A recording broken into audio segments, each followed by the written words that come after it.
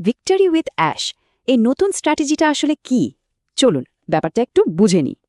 মানে মূল কথাটা হলো পুরনো যা কিছু আছে তা পুরোপুরি ভুলে যেতে হবে।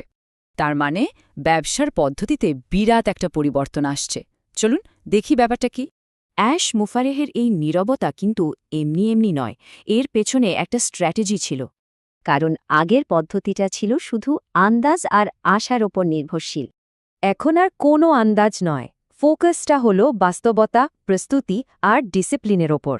মানে নতুন স্ট্র্যাটেজিটা সত্যিকারের কাজের ওপর ভিত্তি করে তৈরি, যা চোখে দেখা যাবে।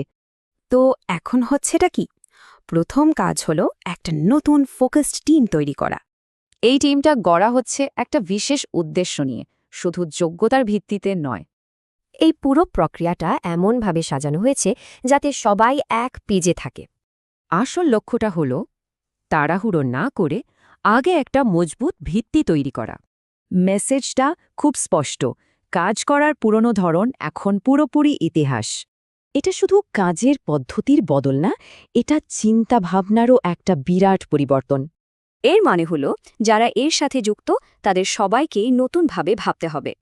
আর এর ফলাফল হবে এতটাই বড় যে তাকে অসাধারণ বলা হচ্ছে, যা সবার মন উড়িয়ে দেবে। এখন প্রশ্ন হল, এই অসাধারণ পরিবর্তন বাস্তবে কবে নাগাদ আসতে পারে? এবং উত্তরটা হলো এর প্রভাব বাজারে আসবে কয়েক মাসের মধ্যেই, বছর লাগবে না। এই ব্যবসায়িক পরিবর্তনের ফলে ব্যক্তিগত জীবনে কী প্রভাব পড়তে পারে, এটাই আসল প্রশ্ন।